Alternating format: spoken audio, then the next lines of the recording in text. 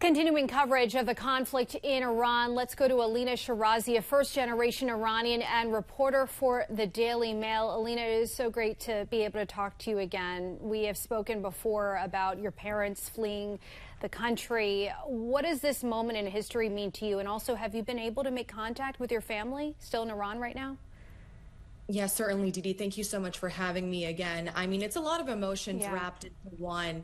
When we first heard the news, it was a bit of relief, jubilation. I'm sure you've seen the videos of Iranians taking to the streets and chanting for joy that the leaders that were responsible for their oppression for more than 47 years is now gone. But that's wrapped up with, of course, a lot of fear as well. To your point, I have a lot of family in Tehran and Esfahan, and we have not been able to get a hold of them for days. Today was the first day that we were able to make contact with a family member, and they weren't able to say much. And also just the sense of we don't know if we're going to get hit. Will, a missile or a bomb be dropped on our house?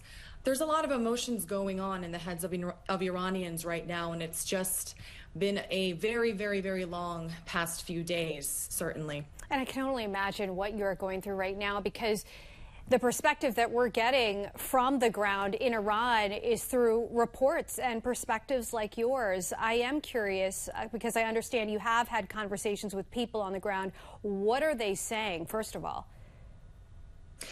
Yeah, so over the past few days, I've been communicating with Iranians despite the internet and communications blackout that has still been continuing.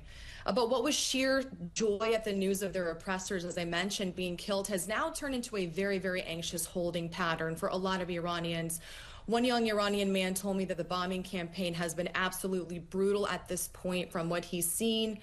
Another person in Iran told me that the IRGC military is actually now camped on the streets everywhere after having dissipated for a while. And we got videos sent to us today as well. They're carrying AK-47s, and they're threatening whoever is on the street if they seem like they are potentially protesting. But bottom line, Didi, for Iranians trapped inside of their homes right now, there is this overwhelming sense of dread that the job won't be finished, and that if the war stops suddenly and this regime in some way, shape, or form remains, that they will retaliate against the people even more violently than before. Do you anticipate Iranians, based on your conversations, to rise up against their government? What is the general sense that you get on that front?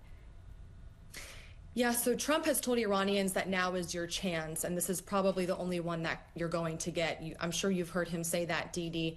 Most Iranians that I've spoken to, they're taking direction from President Trump and from the opposition leader, exiled Crown Prince Reza Pahlavi. But the country is still under a communications blackout, so they can't even really hear next steps to see what exactly they should do.